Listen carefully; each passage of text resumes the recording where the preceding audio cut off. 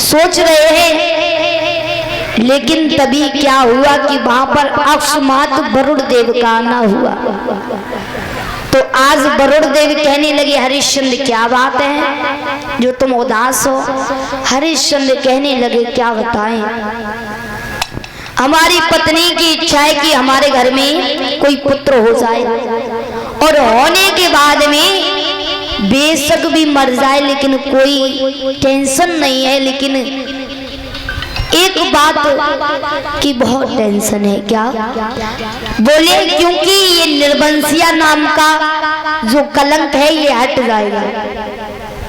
तो महाराज आज हरिश्चंद्र कहने लगे, सुनो, मेरी पत्नी की इच्छा है कि घर में हुई जा तो ये कलाल, और चाहे जन्म ले कमर।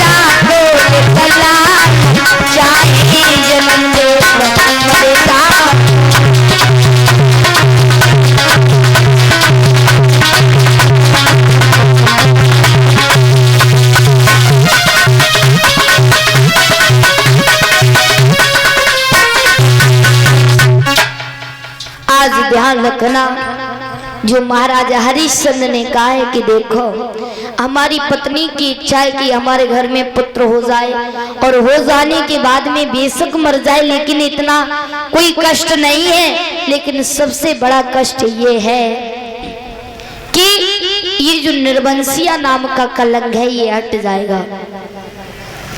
वरुण देव कहने लगे, देखो, तुम्हारे घर में वरुण देव की कृपा से एक बालक जन्म लेगा, ठीक है, और उसे जब वो जन्मे उसके बाद में क्या करना है, आप उसे यज्ञ में चढ़ा देना। हरिश्चंद्र ने आमी भरी है, बोले ठीक है, लेकिन ध्यान रखना, धीरे धीरे जब समय व्यतीत हुआ है तो वरुण देवी की कृपा से महाराज हरिश्चंद्र के घर में बच्चे ने जन्म लिया है।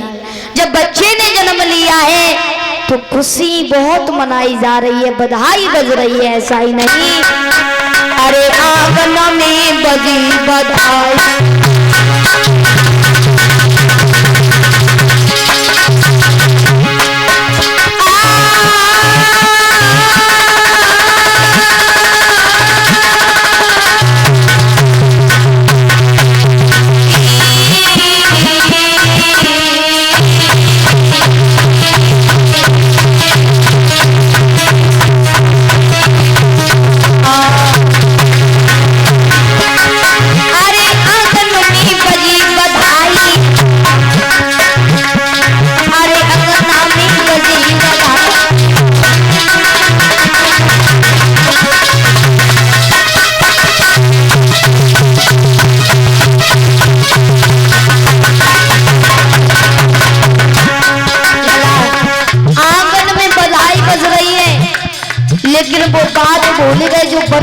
से वादा किया था, लेकिन हुआ क्या? अरे वरुण गए महाआई की कही कलाई, और हरिश्चंद्र को दूरी नए बुलाई।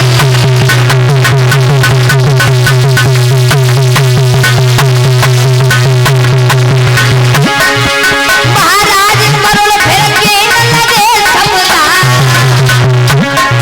और इच्छा पूरी भई तुम्हारी, सोई यज्ञ दियो करवा, इच्छा पूरी भई तुम्हारी।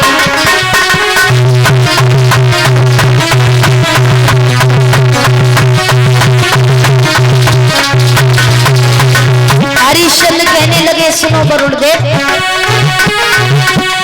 केवल 15 दिन के बाद यज्ञ हम करी तुम्हारे, केवल 15 दिन के बाद यज्ञ हम करी तुम्हारे।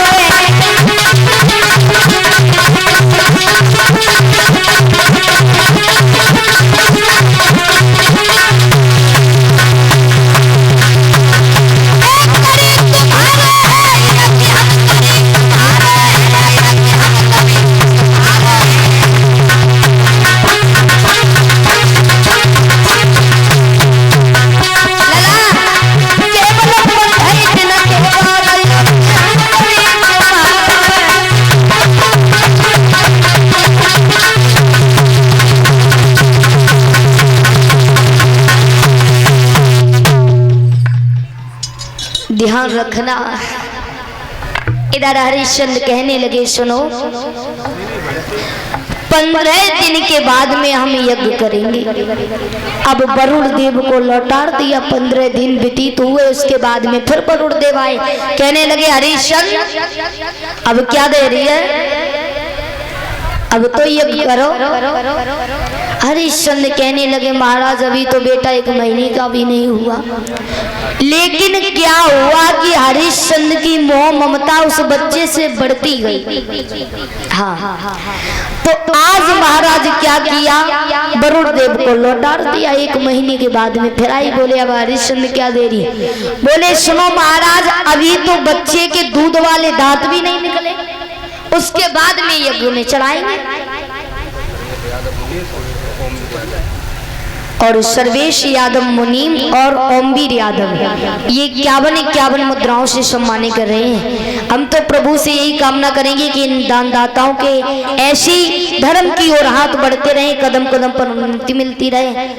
प्रभु से हमें यही कामना और यही आकांक्षा करना चाहेंगे। ध्यान रखना, इधर महाराज लौटा दिया है, अब दूध वाले दांतों निकल लिया। अब फिर वरुण देव जी आए, कहने लगे, अब हरिश्चंद्र अब क्या दे रही है, अब तो करवाओ यज्ञ। हरिश्चंद्र कहने लगे, सुनो इसके बाद में जब पक्के वाले दांत निकलते हैं कि नहीं, हाँ, दूध वाले दांत टूट जाता है, तो महाराज तब करेंगे। अब मतलब हरिश्चंद्र पवो झूठ पर झूठ बोलना। लेकिन इधर जो बात थी मैया तारा ने सुन ली।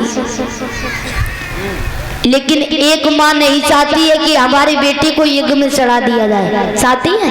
कोई भी नहीं चाहती है। तो आज बेटे को गोद में बिठाया और आज मैया तारा कहने लगी, बेटा तुम यहाँ से चले जाओ, तुम्हारे पिताजी हैं वो तुम्हें यज्ञ में चढ़वा देंगे, क्योंकि वरुण देव पीछे पड़े हैं। और मैया ने बेटा को गोद में लो और एक बात कही है, लला कि भाजी जइयो लला मेरे अंगना से रम जइयो।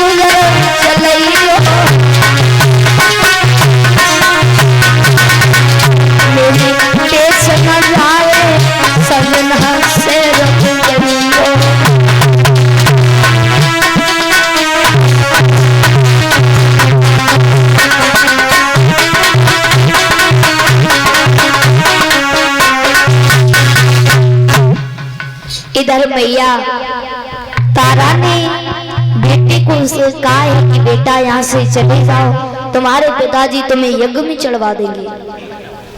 इतने शब्द कहने के बाद में इधर जो महाराज इसी बात के पीछे वरुण देव और हरिश्चंद्र में झगड़ा हो गया। लेकिन अरे हरिश्चंद्र और वरुण देव में डट की भाई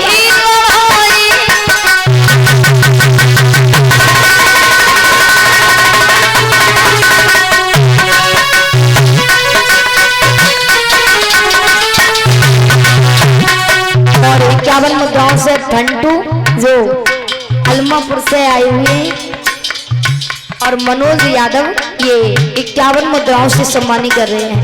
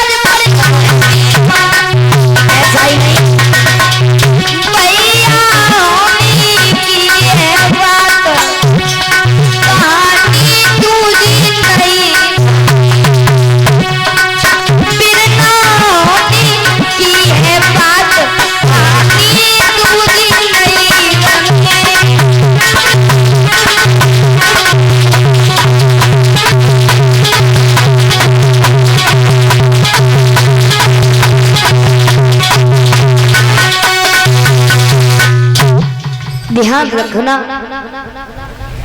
इधर क्या हुआ है, इसी बात के पीछे हरिश्चंद्र और वरुण देव में झगड़ा हो गया।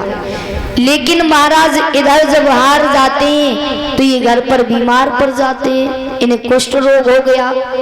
और इधर जो रोहिदास बेटा है वो जंगल में मारा मारा फिर रहा है और कह रहा है परमात्मा बस कहने में तो मैं एक राजा का बेटा हूँ, लेकिन क्या है मेरी जिंदगी जो खाने के लिए भोजन नहीं है, पीने के लिए पानी नहीं है, इस जीवन से तो व्यर्थ है। आज रोहिदास कह रहे हैं, रो रहे हैं कि ये कैसी है जिंदगानी,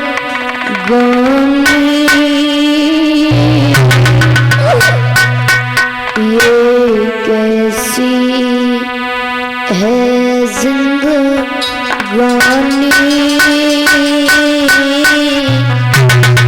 और ना मिले पियन को कैसी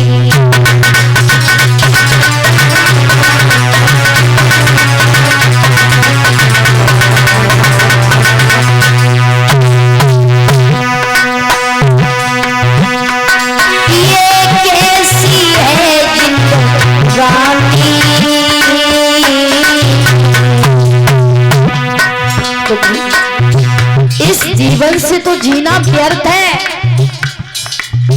रोहिदास कह रहे हैं प्रभु ये कैसी है जिंदगानी, न मिले पियन को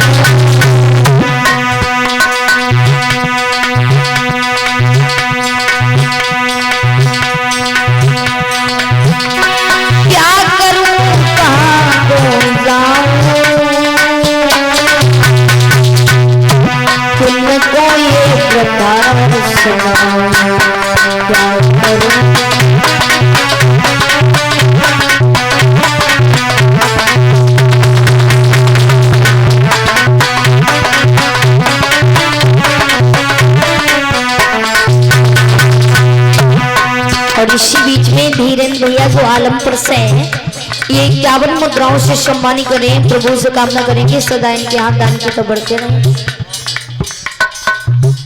ये फिर से परम सम्मानी हमारे धीरेन्द्र यादव जो आलमपुर से ये 51 मुद्राओं से सम्मानित कर रहे हैं।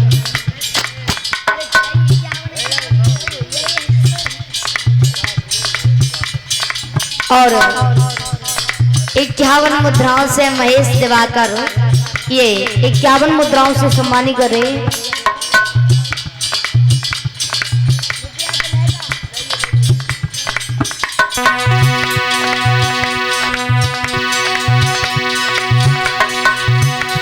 क्या करूं कहां को जाऊं किनको ये प्रथा सुनाऊं क्या करूं।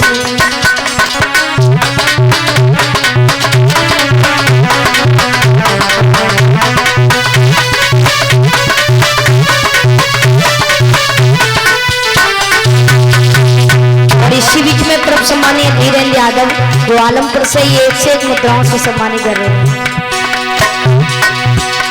घर रोवती हुई महातारी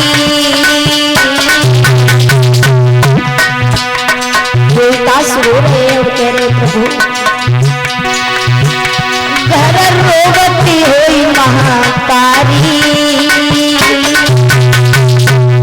वही जीवन की मेरी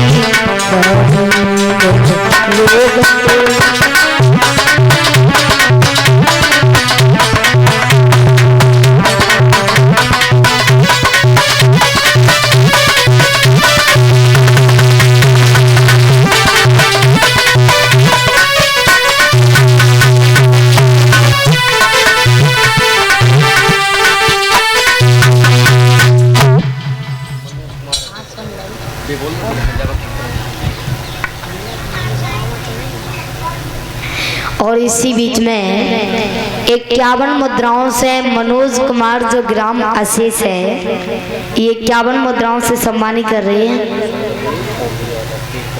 और सर्वेश यादव मुनीम और ओमवीर यादव ये 51 मुद्राओं से सम्मानित कर रहे हैं। बोली गोविंद भगवान की।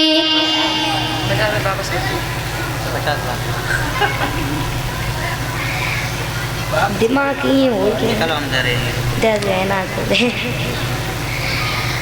ध्यान रखना। आज रोहितास कहने लगी प्रभु ये हमारी कैसी जिंदगी है जो खाने के लिए भोजन नहीं है, पीने के लिए पानी नहीं है। इस जीवन तो भैया जीना व्यर्थ है। लेकिन इधर जो उसी समय क्या होता है विश्वामित्र जी के बहनों ही आ जाते हैं। कहने लगे बेटा तुम यहाँ कैसे। कहने लगे देखो जो वरुण देव हैं ये हमारे पीछे पड़े हैं और ये मुझे मार देंगे। आज रोहितास कहने लगे सुनो तुम्हारे घर पर 3 लड़के हैं, ऐसा करो एक मुझे दे दो और उसके बदले में मैं तुम्हें धन दौलत दे दूंगा। आज चले हैं। लेकिन महाराज ध्यान रखना इधर जब पहले पुत्र से कहा है लेकिन ध्यान रखना पिता ने मना कर दिया।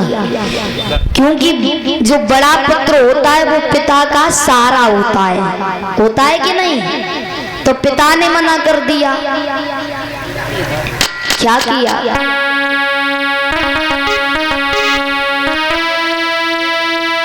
अरे बोले रोहित कुमार एक बालक जो तुम बेचे और दीनहीन क्यों रहे बहुत हमसे धन और खींचे।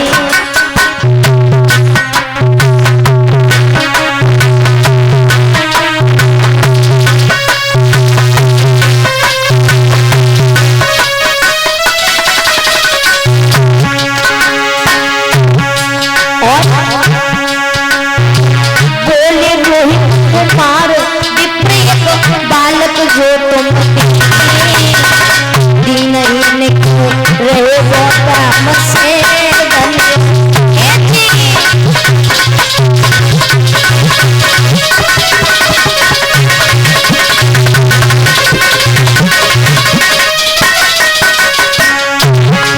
ध्यान रखना प्यारे भक्तों, बड़े पुत्र से कई पिता की मना कर दीनी, छोटे पुत्र से कई मात ने बेच मनाए।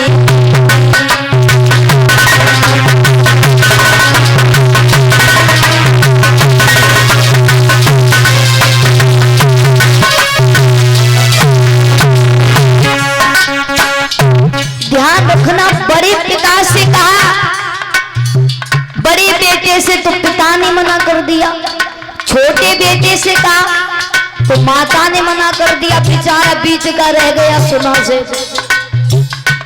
लेकिन ध्यान रखना, क्योंकि माता और पिता का भी प्रेम अलग होता है, लेकिन ज्यादातर हमारे हिसाब से बताया जाए तो भैया अंशु, माता पिता का प्रेम या तो सबसे बड़े लड़के पर या तो सबसे छोटे लड़के पर, और बीच के लला कैसे होते हैं, जैसे बीच में डब्बा ना आया होता है, ट्रेन देखिए ना, आगे बेचारो इंजन होते हैं मेन, तो इंजन के सहारे बेचारे पीछे डब्बा उधर का चले जाते, होता कि नहीं। लेकिन एक बात और बता दें कि यदि घर में चोर घुसे ना भैया, तो सबसे पहले यदि माता को तुम देखना, बड़े को ना उठाएंगे, लेकिन सबसे पहले छोटे को जरूर गोदी उठाएंगे। अब बड़े तो भजन ही है, वो छोटे भज ही ना पाए हैं। तो ध्यान रखना, आए बड़े पुत्र से कहीं पिता ने मना कर दीनी, छोटे पुत्र से कहीं मात ने बेच मनाए।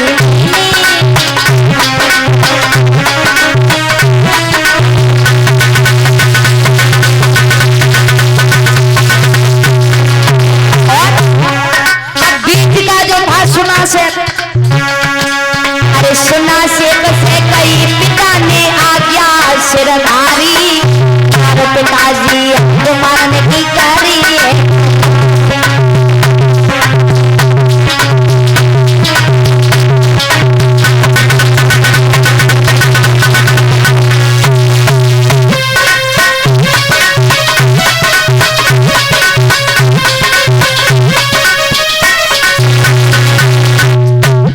ध्यान रखना, क्योंकि प्रकृति का ऐसा नियम होता है भैया, माता पिता का या तो सबसे प्यार बड़े लड़के पर रहे या तो सबसे छोटे लड़के पर, और बीच के तो कछु ना, बीच के तो कछु पूछो ही ना। नहीं, ऐसी बात नहीं, हम ये भी नहीं कह रहे कि प्यार रहता है, लेकिन रहता है पर इतना नहीं रहता है, सही बात है कि ना। हाँ देखो, हमारी झूठी बोलने की आदत नहीं है और ना हम बोलते हैं, कभी देखा नहीं, जानते ना। इसीलिए ध्यान रखना प्यारे भक्तों। इधर महाराज इधर को सुना से पिता कहने लगा, भैया ना ही हम पिता को प्यारे हैं ना ही हम माँ को प्यारे हैं, इससे बढ़िया तुम्हें यज्ञ में चढ़ जाऊंगा।